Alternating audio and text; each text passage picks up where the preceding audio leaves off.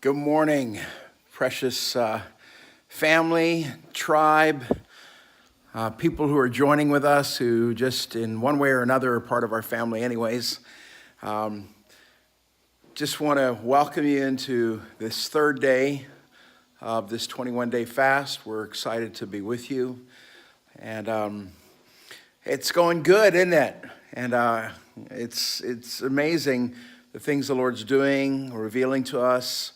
Last night I had a dream, and later on the Lord took me to a passage of scripture, and it was like the dream. It was pretty crazy. And so we're walking through some things personally. The Lord's just releasing his presence upon us, and it's been really good. I'm really excited to be a part of this journey with you. We believe it's a journey for the harvest, for breakthrough, for awakening in this nation. There were things the Lord spoke to me about the middle of March, and something happening in March told me, don't watch the news for the next 3 months. And this was in December, and said, don't watch the news. You don't want to see the news. Those who watch the news are going to get depressed. They're going to be discouraged because they're going to see things that are much worse than what's really happening. That the first 3 months are just preparing for the last part of this year, where harvest and awakening really is beginning in earnest. And I remember Brian Simmons sharing a word with us in 2012. And he said around about 2019, 2020, he said, you're going to begin seeing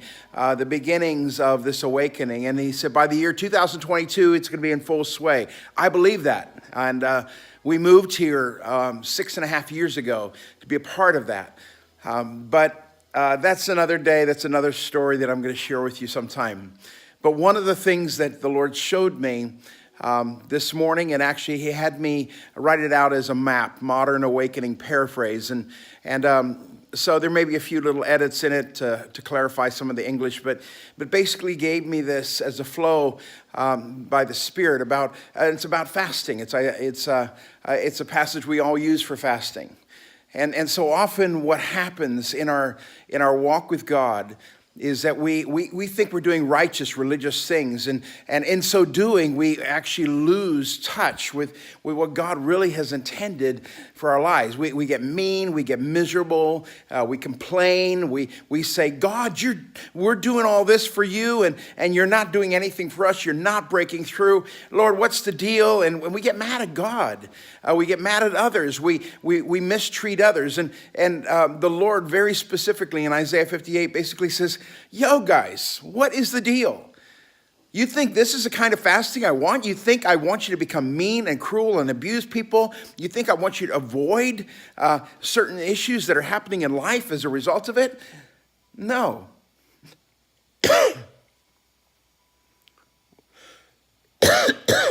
What I really want.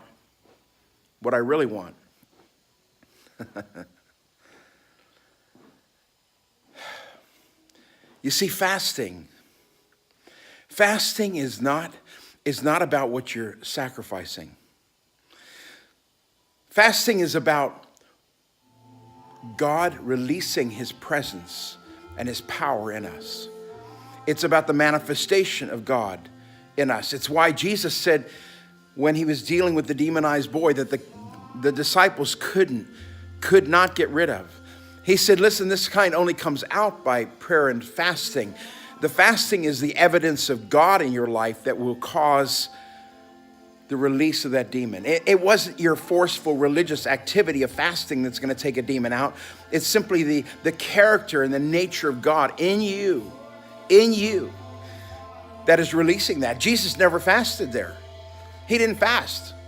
But yet he said, it's going to come out by fasting. Well, the reality is it's God being built in you. That's what fasting is. It's God being built in you. It's returning, it's restoring to the place where you're not walking in perversion, the perversion of walking with God. When we walk with God without perversion, we begin to see in an amazing way, we begin to see the character of God coming out. The character of God is that we take care of injustices, that people aren't being fair to them. We step into the situation rather than just avoiding and saying it's not my business. We step in and say, no, this is not fair. You're not being kind. It's where you may not be eating the food, but maybe you're going to take that money that you would spend on food and you're going to give it to the poor. You're going to go buy them a meal. It's actually releasing the joy of Jesus in other people as you're relinquishing your rights as Jesus did, where he made of himself no reputation. He laid it all aside. It's relinquishing who we are and what we deserve and saying, no, we want you. We want you to be manifest through our lives. We want the Father's will. And so I want to encourage you today that fasting is not about what you're giving up. It's actually what you're about to receive inside of you, that you get to be one of those who walks like Jesus walked. You get to do this stuff. Fasting isn't about what you're giving up. It's actually about what you're receiving from the Lord. That the Lord is building things in you so you can function and be what Jesus has called you to be. That the character, the nature of God begins to flow through your life. It's where you're relinquishing the areas that you think you have a right in and saying, I want you to fill it with your rights. I want you to fill it with your nature. I want you to fill it with your kingdom. This is the season now. As we begin fasting, you become more and more Christ-like, not because you're fasting, but because you're relinquishing areas of your life to the Lord. And you're saying, fill this area too. Fill in my arrogance. Fill in my pride.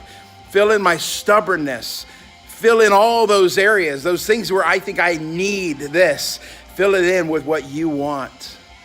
And that's what Isaiah 58 is all about. I encourage you to read the map. I've got it on all my Facebook sites right now. But the map basically is just simply a paraphrase of Isaiah 58. But I believe it's what the Lord's saying to us.